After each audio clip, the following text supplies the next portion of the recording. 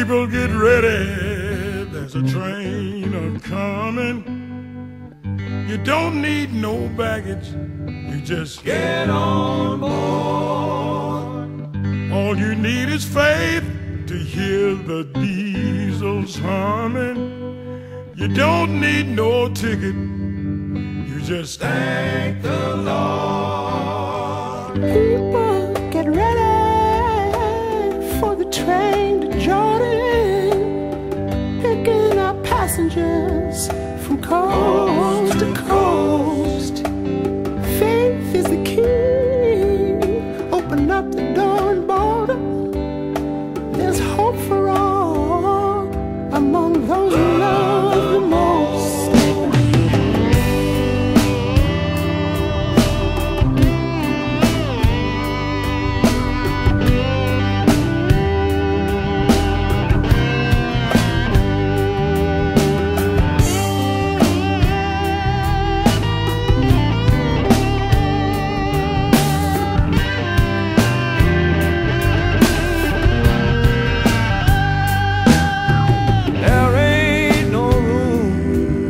The hopeless sinner who would hurt all mankind just to save it all.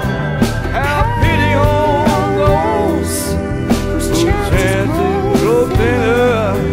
There's no hiding place against the kingdom's throne. People, get ready, there's a train a-coming. Don't need no baggage, you just get on board. All you need is faith to hear the diesels humming. Don't need. You cannot come in here. We'll let nobody else in. It was definitely the president's car. And just now we've received reports here at Parkland that Governor Connolly was shot in the chest. And the first unconfirmed reports say the president was hit in the head. Just a moment, we have a bulletin coming in. The President of the United States is dead. Women here in shock, some fainted. Grown men, Secret Service men standing by the emergency room, tears streaming down their faces. In loneliness they lie, till the universe explodes as the falling stars race. Planets are paralyzed. It's official. As of just a few moments ago, the President of the United States is dead. With the speed of insanity, then he died.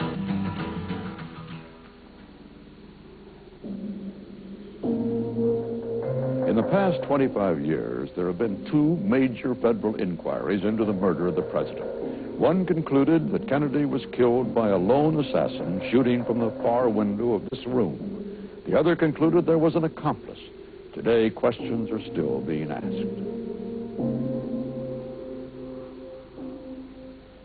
I'm Walter Cronkite. Which conclusion does the evidence really support?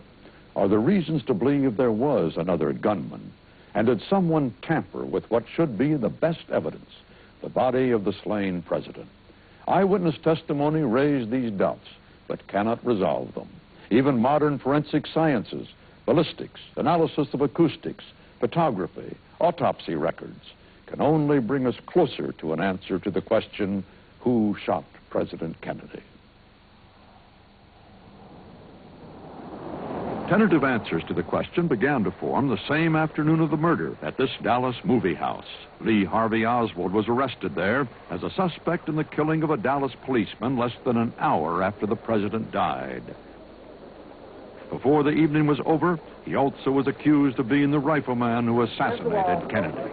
These people have given me a hearing without legal representation or anything. You shoot the president? I didn't shoot anybody, no, sir. He insisted that he was innocent of both murders. On the morning of November 24th, millions of Americans watched as Kennedy's casket was brought to the Capitol building where he would lie in state. From the White House to Capitol Hill. As the procession was underway in Washington, in Dallas, the news media crowded into the basement of police headquarters, waiting for Oswald to be transferred from the city lockup to the more secure county jail.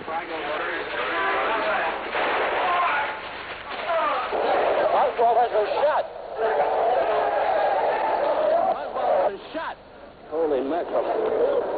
The shot, there's a mass confusion there. Rolling and fighting.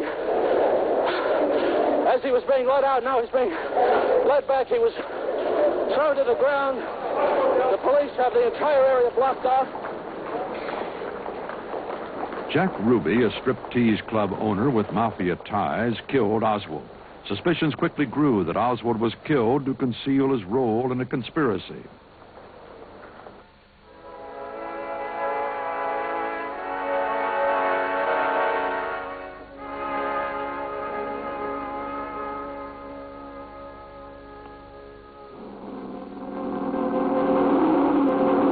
Exactly 10 months after the fateful November 22nd, the 7 members of the Warren Commission, headed by the Chief Justice of the Supreme Court, come to the White House to give to the President the results of their painstaking investigation into the determinable facts of the assassination of President John F. Kennedy.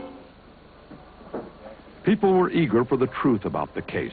The Warren Commission published 26 volumes filled with evidence gathered for it by the FBI, which investigated thousands of leads and used the latest scientific tools. Readers learned that the commission came to the same conclusion that local police officials had reached within hours after Oswald's capture. Lee Harvey Oswald, acting alone, had murdered President Kennedy and wounded Texas Governor John Connally. The case that Oswald was the lone assassin seemed strong. As the motorcade passed, many witnesses heard 3 shots fired from the 6th floor of this, the Texas School Book Depository building. Oswald worked in the building and was stationed on the 6th floor that day. Within minutes after the shooting, police found book cartons piled around the window. They concluded it was the sniper's nest. The police also found 3 spent 6.5 millimeter cartridges next to the window. They also discovered a bolt-action rifle nearby between boxes, and Oswald's palm print was later found on it. Handwriting experts found that Oswald had purchased the rifle under an assumed name. He bought it for under $20 from a mail-order house. 2 large bullet fragments were recovered from the limousine. 1 whole bullet was found on a hospital stretcher. The bullet fragments and cartridges all were ballistically traced to Oswald's rifle. The president's body was examined at Bethesda Naval Hospital near Washington, D.C., 6 hours after his death. The official autopsy confirmed that Kennedy had been hit twice. 1 bullet went through his neck. Another caused a massive and fatal wound to his head. The autopsy found both shots came from behind and above, from the direction of the School Book Depository building. All of these facts seem to prove Oswald alone was responsible for the assassination. But critics were quick to point out weaknesses and contradictions in the evidence. Many writers claimed it was physically impossible for one man alone to have done all that the Warren Commission said Oswald had done. They argued the commission discounted eyewitness and photographic evidence suggesting there was a second gunman.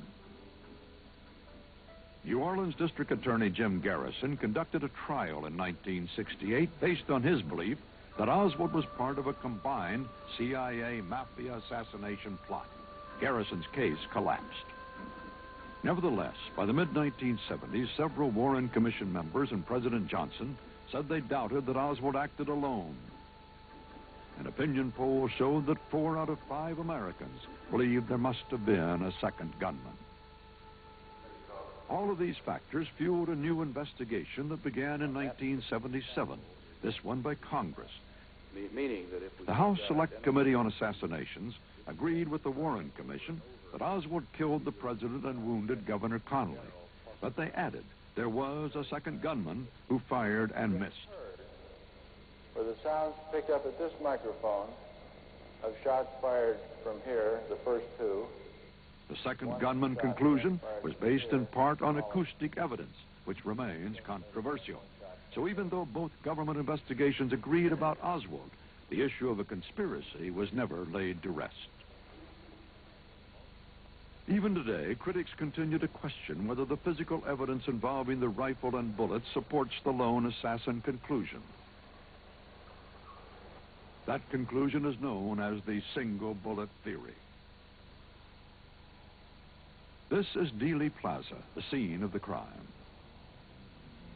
Nova has had this computer model of Dealey Plaza built to accurate scale to help our investigation. Here is the school book depository building. Here, the grassy knoll where a second gunman may have been concealed. The motorcade route took Kennedy's limousine down Houston Street and then with a sharp left onto Elm Street. The Warren Commission initially assumed the first bullet wounded the president in the neck. The second wounded the governor, and the third struck Kennedy in the head and killed him. This was partly based on Governor Connolly's eyewitness account. As soon as he was able, Governor Connolly appeared on nationwide television to give the most lucid account so far of the tragic events. We had just turned the corner. We heard a shot. I turned to look in the back seat. The president had slumped. He had said nothing. Almost simultaneously, as I turned, I was hit. And I knew I'd been hit badly. And, if Connolly was correct that he and Kennedy were hit by separate shots, this created a timing problem. Josiah Thompson analyzed this problem in his book, 6 Seconds in Dallas, considered one of the most perceptive analyses of the assassination. As a private investigator, Thompson has worked on over 100 murder cases. He helped examine Kennedy's murder for Life magazine. Some of his arguments are based on FBI test results.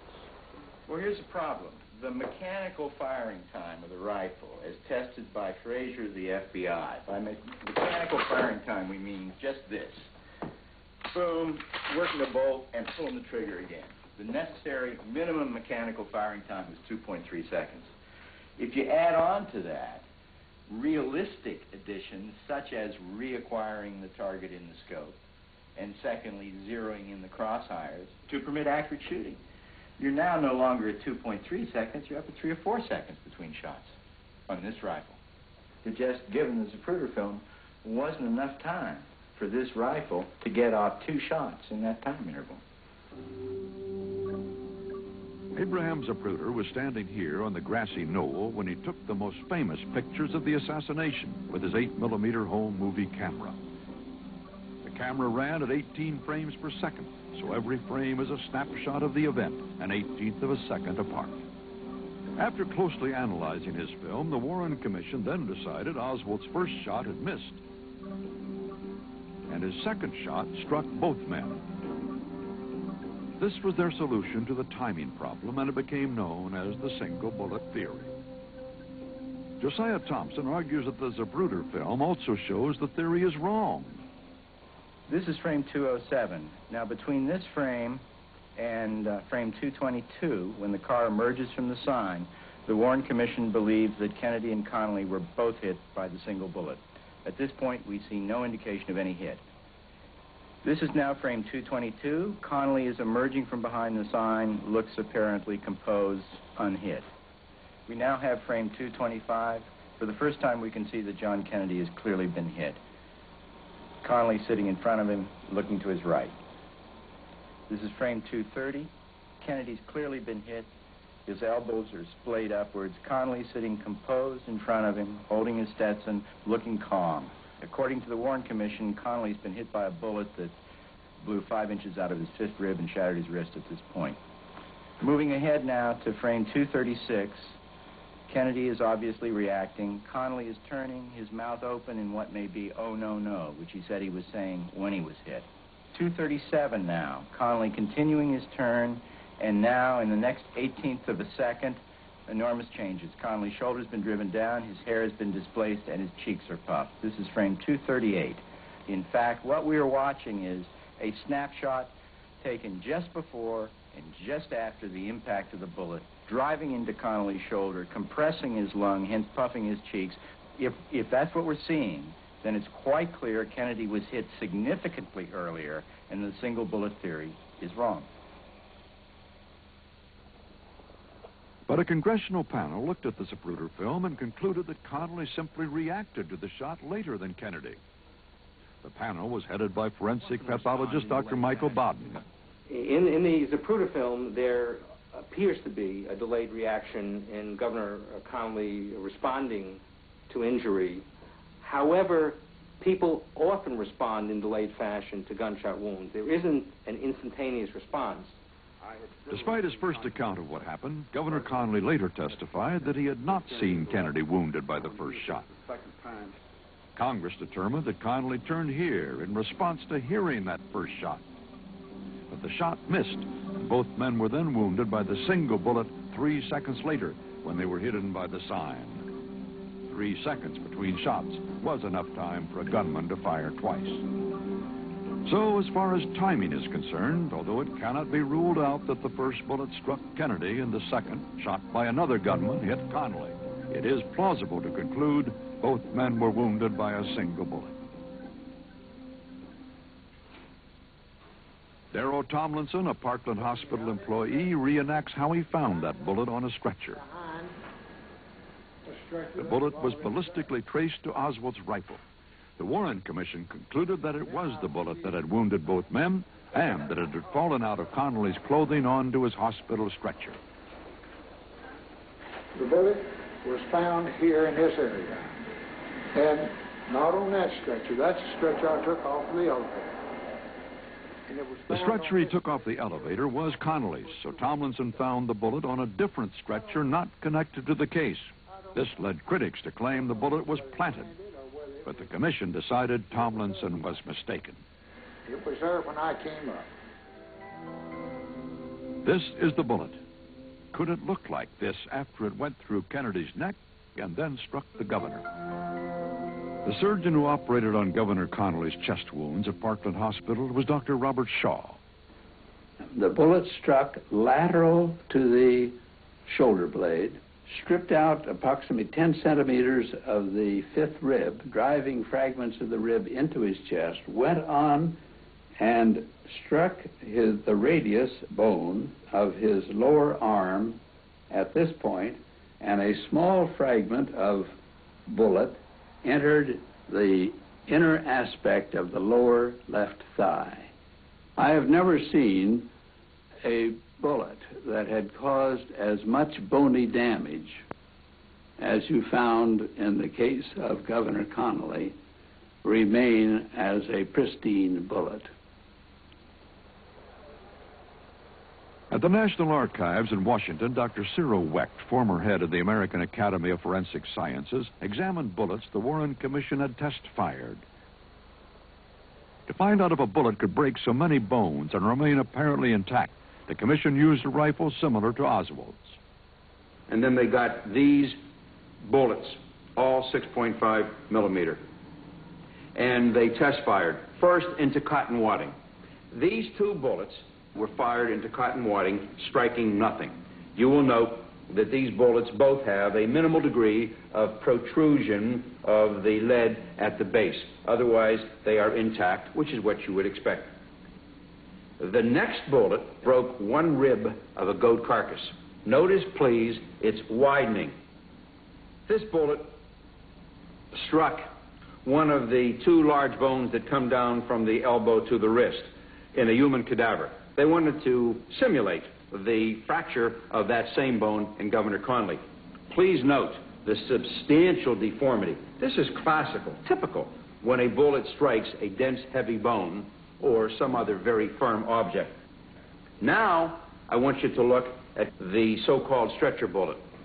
This bullet is the actual bullet that the Warren Commission claims broke both John Connally's right fifth rib, destroying 4 inches of that bone, pulverizing it, and which caused a comminuted or extensively fragmented fracture of a dense, heavy bone down near the base of the wrist, and emerged in this condition. You will see that it is near pristine. As a matter of fact, its nose, the cone, the sides of the bullet are completely intact and unscathed. It has only minimal protrusion of the lead core at the base, in the same fashion that the two bullets did that had been fired in the test wadding. That's from the impact of the firing mechanism. Some ballistic experts argue that the Warren Commission should have test-fired through two bodies instead of just one. They say the single bullet would have been slowed down by passing through Kennedy's neck before entering Connally's body, and a bullet that is slowed down is less likely to be deformed.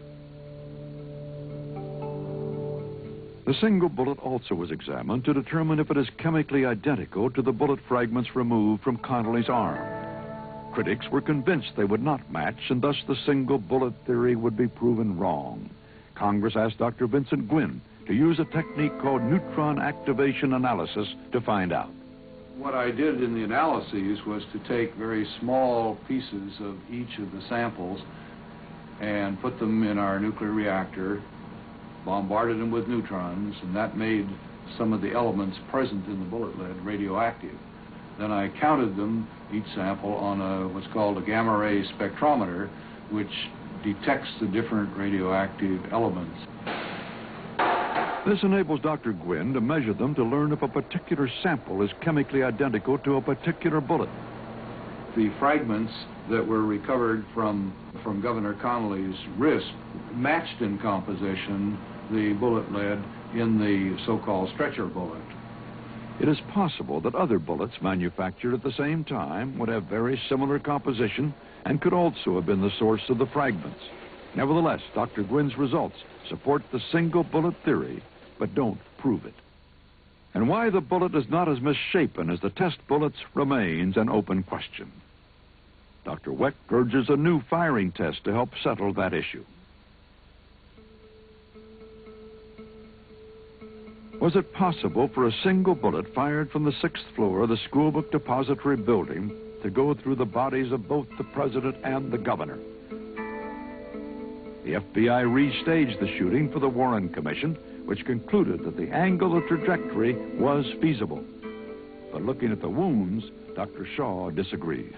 I couldn't quite understand why a bullet going through the president's neck, coming from the right and above, exiting out through his throat, would then zig and zag to strike the governor, who was sitting directly in front of the president.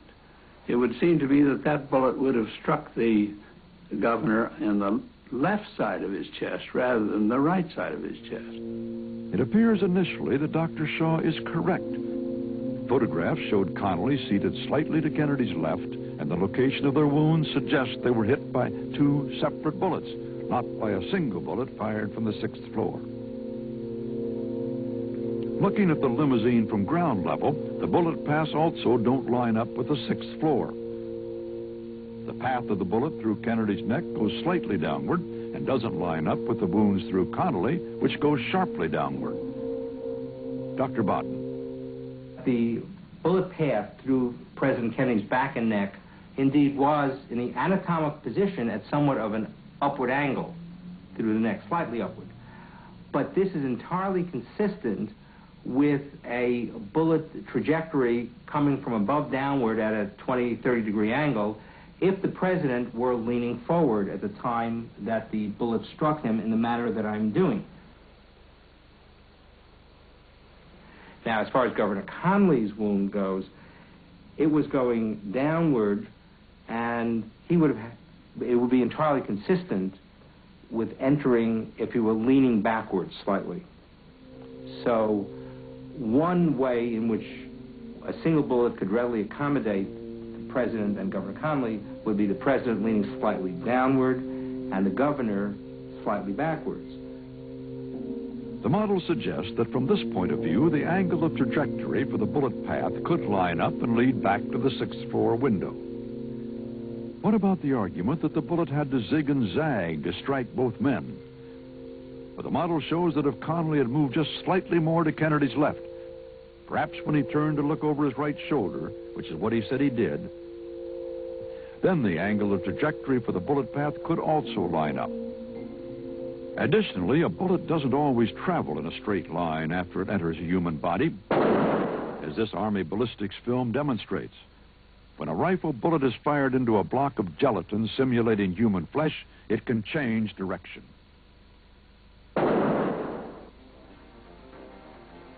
So the gelatin test demonstrates that the bullet could have changed direction as it went through Kennedy's neck, even without striking bone, and changed direction again after it entered Connolly's chest. And the computer model suggests that the bullet passed through both men could line up. Despite all of the efforts by critics, the single bullet theory has yet to be disproven. But the fact that the single bullet theory cannot be proven beyond a shadow of a doubt contributed to the search for another gunman. And there already was evidence suggesting there was a second gunman firing from the grassy knoll. There's numerous people running up the hill alongside Elm Street, there by the Simmons Freeway. Several police officers are rushing. From the moment the president was killed, many eyewitnesses testified that they believed there was a man with a gun on the grassy knoll. One eyewitness was Malcolm Summers, who reenacted his experience for Nova. After the motor van had passed, I waited about a minute, and then I came running over across to the knoll. When I got here, I was stopped by a person in a suit with an overcoat over his arm, thrown over his arm. Also had a gun under his arm.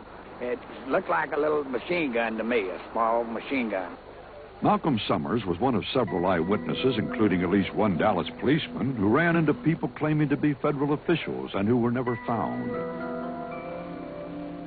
Chief Counsel for the House Assassination Committee, Robert Blakey.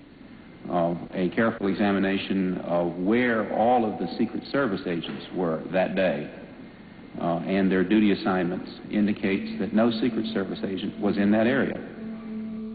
Another eyewitness, Skinny Holland, watched from this overpass. Josiah Thompson interviewed Holland for his book. He said that he and 6 or 7 of his fellows also saw some puffs of smoke come out from under the bushes near a stockade fence on the grassy knoll. This meant so much to them that they ran right over there as soon as the shooting was over. About 15 feet down from the corner, he found some fresh footprints, some cigarette butts, indications that somebody had been there. Memories can fade, but photographs are fixed in time. This perhaps was the most photographed murder in history. And critics thought they saw a gunman in at least 6 different Dealey Plaza pictures. This man appears to shoot directly at the camera, but photo analysis revealed he was only lights and shadows. Critics said this open umbrella was a CIA weapon, which the man holding it used to fire a dart that paralyzed Kennedy in the neck. But a witness told Congress he was the man with the umbrella, and he had held it open to make a symbolic political statement. Committee staff opened this umbrella so we can ascertain there's no dart gun in it. They're, as far as I'm concerned, they're certainly welcome to. Maybe you ought to turn that way with it.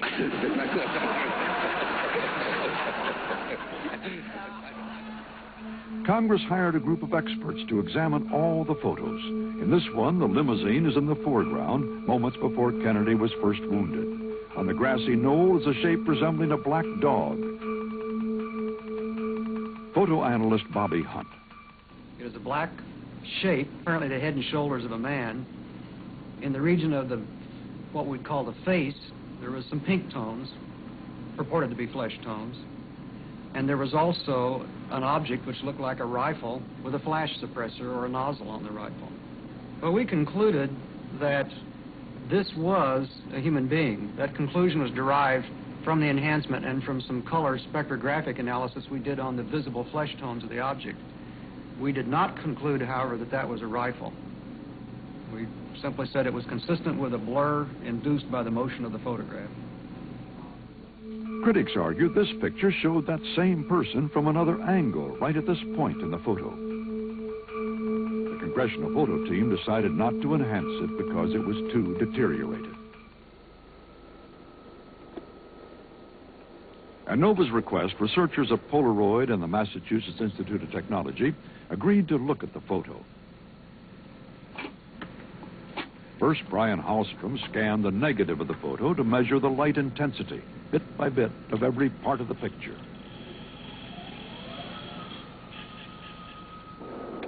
A computer tape with that information was given to Steve Isabel, who used a number of techniques to increase the contrast and sharpen the edges of objects seen in the photo. An outline has been added to suggest what critics claim is the man and the flash of a gun hiding part of his face. Hallstrom and Isabel believe this could be a man, but this spot is most likely sunlight filtering through trees. What I see is an object that could possibly be a person. Can you see that?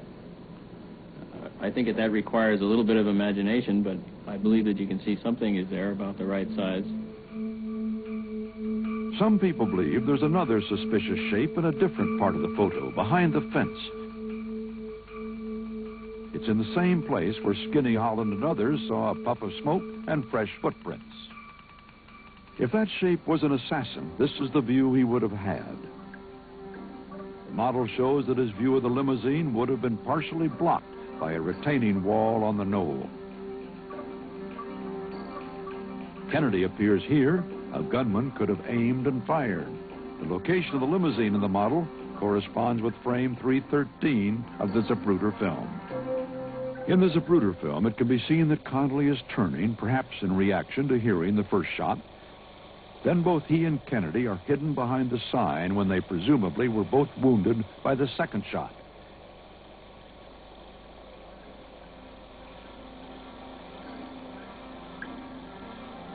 Kennedy is struck in the head and killed at this moment. Frame 313. The model does not prove someone struck the president from the knoll. It does show that it was possible. The violent motion of Kennedy's head to the left and backwards is another reason many people believe the shot came from the grassy knoll. It seemed to be a logical conclusion. Dr. Wecht. If you have that kind of force slamming into the rear of somebody's head, then that should drive the individual forward. But instead we have him moving backward and to the left. That suggests the very distinct possibility of another shot having been fired in synchronized fashion from the right side, the so-called grassy knoll area. But a test using 6.5 millimeter bullets firing into human skulls appears to discount this argument. Dr. John Latimer, a physician and Warren Commission defender, filmed his own test, shooting at a skull filled with white paint and brain tissue. Shot from behind, the skull is propelled backward, similar to what happened to Kennedy. Although not conclusive, the test suggests the fatal shot could have come from behind. This view also was expressed by the late Nobel physicist Luis Alvarez. So neither the photographic evidence nor the movement of Kennedy's head prove he was struck from the grassy knoll. But much of the eyewitness testimony has never been explained, and there were ear witnesses who heard shots from several locations. Malcolm Summers. I do think the first shot came from the school book depository up there. And then when the second one came, I did not know who all was shooting. I was thinking it was more than one person shooting. The first shot sounded just like a little pop. It sounded like a firecracker from a faraway distance. The other sounded real close, real close. Years after the assassination, it was claimed that the sounds of the gunshots that Summers and others heard had been picked up by a microphone accidentally stuck open on a police motorcycle and recorded on a dictabelt at Dallas Police Headquarters. Critics argued the dictabelt recorded the sounds of 4 gunshots, one more than Oswald could have fired. Were the sounds the actual shots? Congress hired acoustic experts to find out. They set up an elaborate test with microphones placed strategically in Dealey Plaza. They recorded the sounds of rifle shots from the 6th floor of the school book depository and from the grassy knoll. Comparing those shots with the sounds on the dictabelt, they confirmed that the dictabelt actually had recorded the sounds of 4 gunshots, not 3. Then, with a close study of the physical layout of Dealey Plaza, they calculated the unique echo pattern that would be found if a shot had been fired from the grassy knoll. The result was this acoustic fingerprint. This pattern of 26 distinct echoes matched point for point the echoes on the police recording. it led to a dramatic conclusion. With a probability of 95% or better, there was indeed a shot fired from the grassy knoll.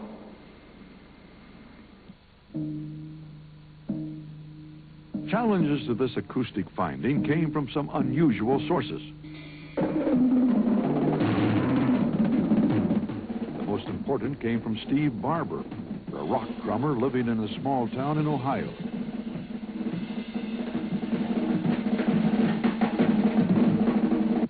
I didn't have access to the tape recordings themselves at the point where I was, trying to study them. And July of 1979, Gallery magazine put out this special issue on the assassination of President Kennedy. And in it included a paper record of the recorded gunshot evidence. And if you overlook the narration, you can, pretty much hear what they're talking about. Well, anyway, I just played this thing to death, just trying to hear, the gunshots and hear for myself what they really said was 95% evidence of a conspiracy.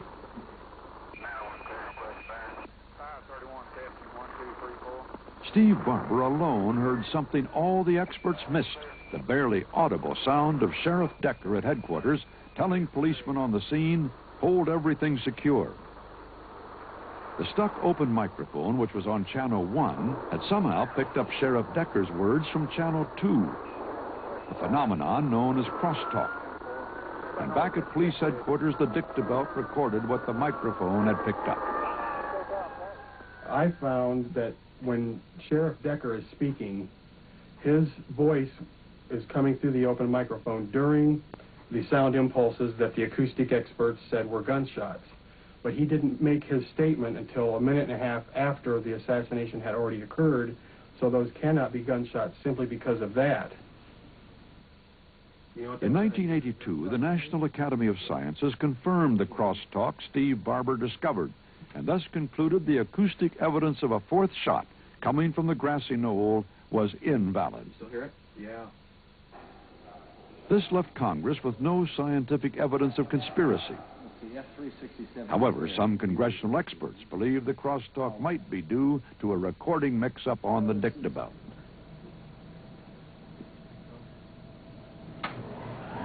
And they point out that the Academy did not account for the acoustic fingerprint of the grassy knoll shot. Chief Counsel Blakey. You can reconstruct an acoustical fingerprint for each of the four shots. We did it for the shot from the grassy knoll. If it was to be done for the other three shots, it would either corroborate what we did or tend to undermine it. I would like to see what a fingerprint, acoustical fingerprint analysis of the other three shots indicates.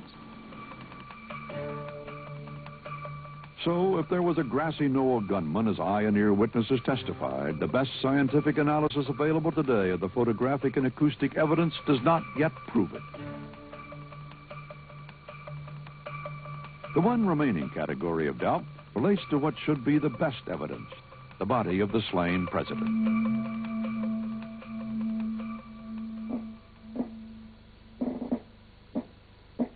Controversial evidence about the body of the president has been the focus of a new critical approach developed by David Lifton.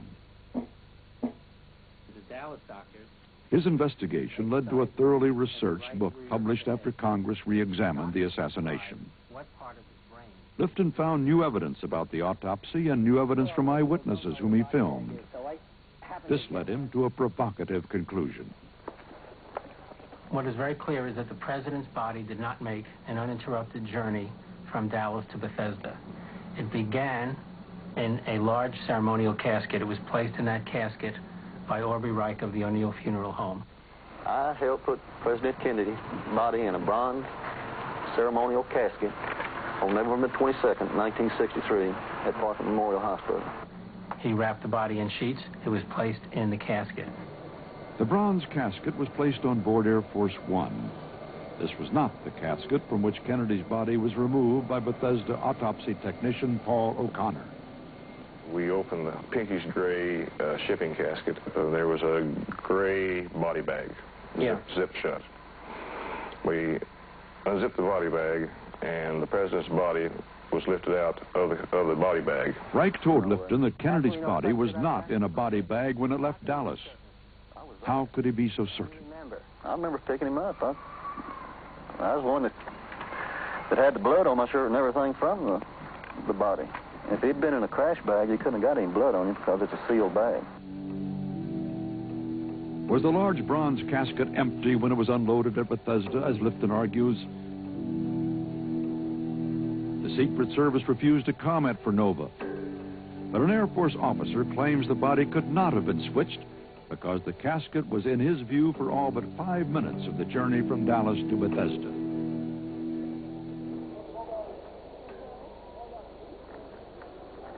But after the body arrived at Bethesda Naval Hospital for the autopsy, many problems followed.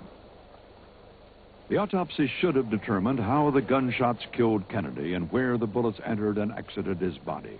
Dr. James Humes, a Naval Hospital pathologist, not a forensic expert, was in charge. This was his first autopsy involving gunshot wounds. It resulted in many irregularities. He did not examine Kennedy's clothing to locate and confirm entry and exit wounds. He did not dissect the neck wound to trace the bullet's path through the body. He did not locate the wounds with reference to fixed body landmarks, and he apparently made errors of several inches in drawings locating the wounds. He did not properly examine the brain, which disappeared some years later and has not been found since. He didn't realize there was a bullet wound in the front of the neck until he contacted the Dallas doctors the following day. By then, the body had been removed and re-examination was impossible. And finally, he burned his original autopsy notes before they were made public. Compounding these problems, the autopsy descriptions of the wounds were substantially different from the way the doctors in Dallas described them, as David Lifton explains. We have two groups of doctors seeing the body, which is evidence. Their observations are 6 hours apart. What did they see in each area of the body? In the area of the neck, President Kennedy suffered a wound in Dallas, which was described as an entry wound. If Kennedy was shot from behind, the wound on the front of his neck had to be an exit wound. But that's not what Nurse Audrey Bell, on duty in the emergency room that day, recalls. It looked small and round, like an entry wound, instead of larger, like an exit wound could often look. The wound was about 5 millimeters or a quarter inch across, the size of a pencil, right at the throat, at the Adam's apple. That wound, Dr. Perry made a tracheotomy through. Lifton claims he was told by the Dallas doctor who made the tracheotomy that his incision through the neck wound was smooth and less than half the width described by Dr. Humes, the autopsy doctor. More significantly, he describes it as having widely gaping irregular edges. So the inconsistency here is that we have a widening of a wound, which in Dallas was thought to be a bullet's entry. At Bethesda, in the autopsy report, their conclusion is that this is the exit for a bullet, which entered from behind. The records on Kennedy's head wound, the one that killed him, also seem to be inconsistent, both in terms of size and location. 6 of the Dallas doctors, including the neurosurgeon who pronounced Kennedy dead, said the cerebellum was visible through the hole in the skull. But according to the autopsy, the wound was not at the bottom and back of his head, where the cerebellum is located. In fact, in this drawing, we see only a small entry wound at this location. The drawing, based on an autopsy photo of the back of Kennedy's head, was made public by Congress and seems inconsistent with this drawing showing the size and location of what critics point out looks like a large exit wound. The drawing was approved by Dr. McClellan, one of the attending physicians in Dallas. Based on the absence of any evidence coming from the Dallas end of the line that there were rear entries on the body, I conclude that President Kennedy was shot from the front. This document led Lifton to conclude the wounds had been altered. It's a report written by 2 FBI agents who attended the autopsy. Their report states it was apparent that surgery of the head area was done before the autopsy started. Had surgery been done in Dallas? No, there was no surgery done on the president's head. The president was only treated in the trauma room, in the emergency room. This autopsy sketch done in Bethesda shows the head wound almost 5 times larger than the description given by a doctor in the Dallas medical team, further evidence to Lifton of an altered wound. If the wound was altered, Lifton believes it was to get access to Kennedy's brain. The brain had the bullets. That's the reason for getting access to the brain. The reason for altering the body is that the body is a diagram of the shooting, and it's the most important evidence in the case. I infer the purpose of doing it from the effect it has.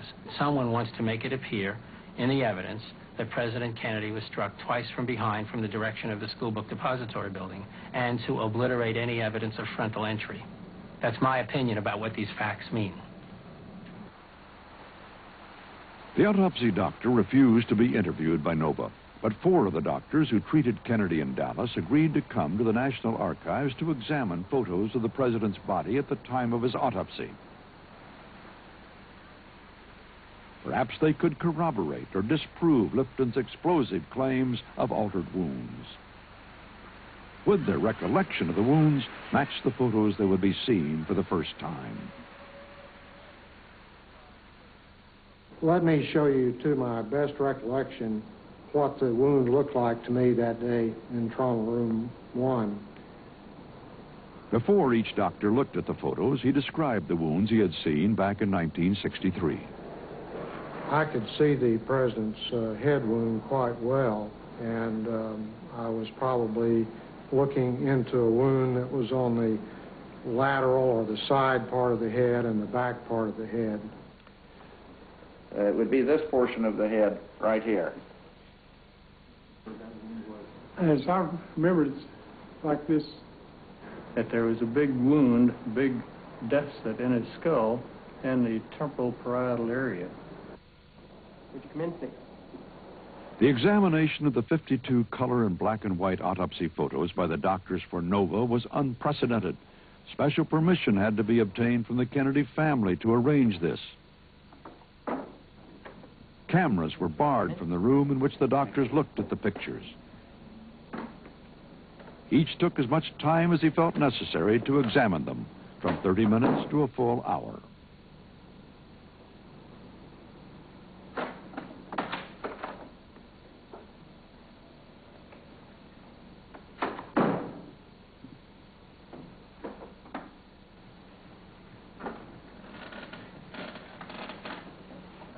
I would have to say, honestly, in looking at these photos, they're pretty much as I remember President Kennedy at the time, except for that little incision that seems to be coming down in the parietal area. On looking at the photographs, I could envision that an incision might have been made in order to pull the scalp back to expose this bone to make a photograph of that area. Perhaps this explains the surgery to the head area the FBI mentioned. I don't see evidence of any alteration of his wound in these pictures from what I saw in the emergency room. And nothing that I've seen would make me think it had been changed from what happened at that day. The tracheostomy incision, which was shown on several of the photographs I examined, looks exactly the same size and the same configuration as it did when Dr. Perry and I did that incision. I find no discrepancy between the wounds as they're shown very vividly in these photographs and what I remember very vividly. But do the doctors' assertions that they saw no altered wounds clear up the issue? The drawings suggest what many of the photos examined by the doctors in NOVA show, a large wound about this size and location. But what about this photo, which shows what appears to be only a small entry wound in the back of Kennedy's head? Dr. McClellan speculates. The pathologist has taken this loose piece of scalp, which is hanging back this way in most of the pictures, exposing this large wound, and has pulled the scalp forward to take a picture. Naturally, the scalp appears to be in its normal state, and there doesn't seem to be any sort of wound in the area where I had drawn the picture that showed this large hole. But doesn't this large wound suggest a shot from the front, as Lifton argues? This drawing made for Congress suggests how a small rear entry wound could have created the large wound. Finally, if the large wound was really in this part of the head, why did most of the doctors note back in 1963 that they had seen a specific part of the brain called the cerebellum? I did say cerebellum in my first official report, and the cerebellum ordinarily is in a posterior part. And here I knew very well that the wound was more anterior than that, but there was a portion of the brain that looked like it had a stalk, and it was convoluted to look like what I thought was cerebellum. I said that I thought perhaps part of the cerebellum was missing, and that shows how even a trained observer can make an error in a moment of urgency. In fact, the Dallas doctors were caught up in an emergency life-saving effort. They were not doing an autopsy or trying to describe the wounds. We simply were performing the tracheostomy and felt that it was not an appropriate thing to do at the time to examine the head wound. How would you do that with the widow there, the President of the United States, who was dead? What's the... no one thought about the morbidity of doing examination at that time. That would have been a little sacrilegious, I think, under the circumstances. Their visit to the National Archives revealed that the doctor's original observations in Dallas were done with haste and some imprecision. It should be noted that in previous interviews with journalists, some of their comments seemed to support Lifton's claims of altered wounds. But they made those comments before they saw the color photos at the National Archives. With all the contradictions and unresolved doubts, will we ever come to a final, undisputed conclusion? Josiah Thompson. In a homicide case, you get a convergence of the evidence after a while. There may be discrepancies in detail, but on the whole, things come together. With this case, it's now 25 years. Things haven't gotten any simpler. They haven't come together. If anything, they become more and more problematical, more and more mysterious. That just isn't the way a homicide case develops. And the night comes again to the circle-studded sky. The stars settle slowly, in loneliness they lie. It is understandable that shock, grief, and doubt elevated the tragic event of November 22nd, 1963 to a national obsession. But they all glow brighter from the brilliance of the blaze with the speed of insanity. Then he died. Relying mainly on analysis of physical evidence, Nova has explained many, but not all, questions about the assassination. The single bullet theory remains intact, despite its implausible aspects. There's no irrefutable photographic or acoustic evidence of a second gunman. The president's body was so badly handled, it probably could never be a source of verifiable evidence. To bring us closer to the truth, there could be a new rifle test, a new acoustics test, an examination of the brain if it is ever found, an analysis for traces of blood on the single bullet. Much controversy about the assassination has been political, and the ultimate solution to the mystery may lie outside the domain of science.